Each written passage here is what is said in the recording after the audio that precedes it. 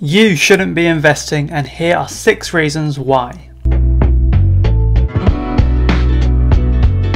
Hi guys, my name's Matt and welcome back to this channel.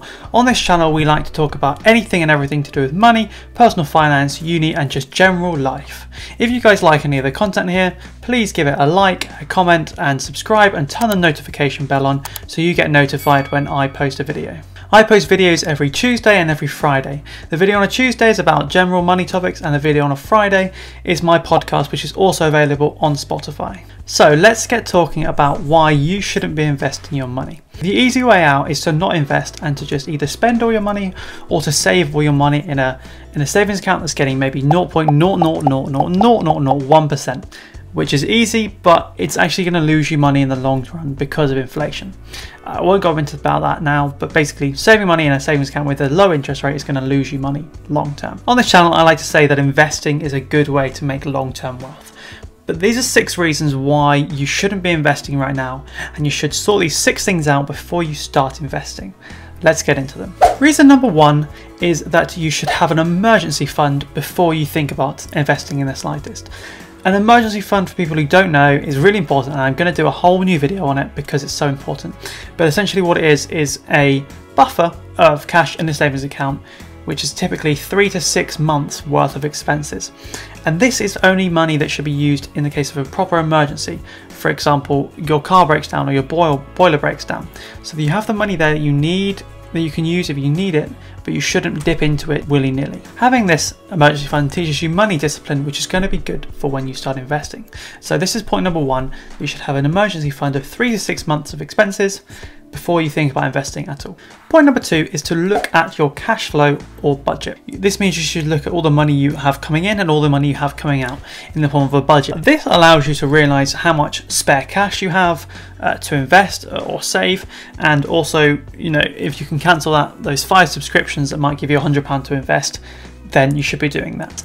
So looking at how much money you have coming in and out and how much you have left over or how much you could spare, that allows you to have a budget of how much you can invest a month. Point number 3 is based off point number 2, and this is to track your net worth. Your net worth is the value of everything you own, take away the value of everything you owe. For example, if all you had in the world was £1,000 in a current account, but you had a £500 credit card bill, then your net worth would be 1,000, take away 500, so it'd be £500. You should really be doing this however often you want, but you could do it monthly, quarterly, yearly, but you should be doing it because subconsciously it will grow if you continue to track something. There's loads of data behind it, but just give it a go and see how much it grows. So on the first of the month, for example, calculate all the money you have in your current accounts, or savings pots, investing, all that kind of stuff, and take away everything you owe, credit card bills, you know, mortgage, all that kind of stuff. Point number 4 is that you should look at how much debt you currently have. In my opinion, it's a bit silly to start investing a load of money if you have thousands of pounds of credit card debt. So if you have thousands of pounds of credit card debt that is getting charged lots and lots of interest on, then putting £100 away investing is a bit stupid. You should be using that to pay off the debt. Because when I like to invest for the long term, which means that £100 is not easily withdrawable as cash. So once I put that £100 in this fund, I can't then use it to pay off my credit card. So if you've only got 50 quid on a phone bill on a credit card that you need to pay off, that's fine, you can start investing. If you've got thousands of pounds of credit card that's just racking up interest, pay off that debt, then look at getting an emergency fund and then start investing. So look at all your debt before you start investing. Thing number 5 to do before you start investing is to set your own goals. So once we've done the previous 4 steps, we'll realise how much debt we have, how much we can afford to invest every month. We've got our emergency fund, and now we have to set the goals of how much can I actually afford to invest every month? What do I want to get out of investing? And do I want it to be automatic? Do I want it to be manual? Do I want it to be active, passive, dividend or growth stocks? All this kind of confusing stuff. But fundamentally, what you have to realise is I can afford to put this much, X amount a month into a fund, and I want someone to do it for me. That's all we have to find out. Then you've got to think, do I want to put this in an ISA? Do I want to put it in a pension? Do I want to put it for my kids in an ISA? All this kind of stuff. But you just have to do a bit of Googling and figure out what are your goals for investing, because there's no point in starting investing willy-nilly You need to realize, what is your goal for investing? Do you want to become wealthy from it? Do you want your kids to become wealthy? Do you want to, what's the most tax efficient way of doing something?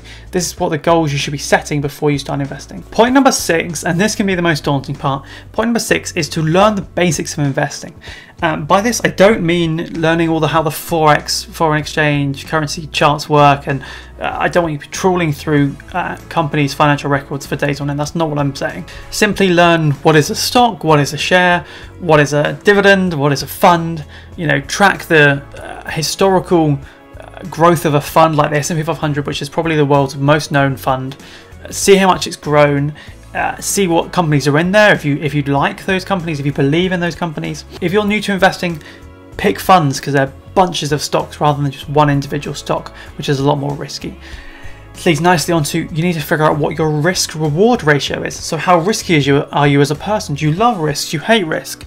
If you hate risk, then don't go buy individual stocks. If you love risk, then maybe go put some money in individual stocks as well as funds. Of course, with more risk comes more reward, but there's a chance you could lose all your money. So you need to figure out what your risk reward ratio is, and also do some basic Googling of what investing is. Now, once we have these 6 things done, so we have an emergency fund, we've looked at our cash flow, we've tracked our net worth, we have set our goals, we've paid off our bad debt or have a plan to do so, and we've done a bit of basic Googling about what is investing and learned the basics. Now we can start investing. So to round off this video, I'd say the 2 main points in this, if you can't do all 6, but I think you should, the 2 main bits you should do are to build an emergency fund and pay off your debt. Probably pay off the debt first and then build your emergency fund, because I think it goes stage 1, pay off debt, stage 2, emergency fund and savings, stage 3, invest. Those are the takeaway points I hope you take away from this video. I hope you enjoyed this video and found it somewhat useful. If you did, please leave a like down below, and I'll see you guys next Tuesday for a new video. Bye bye.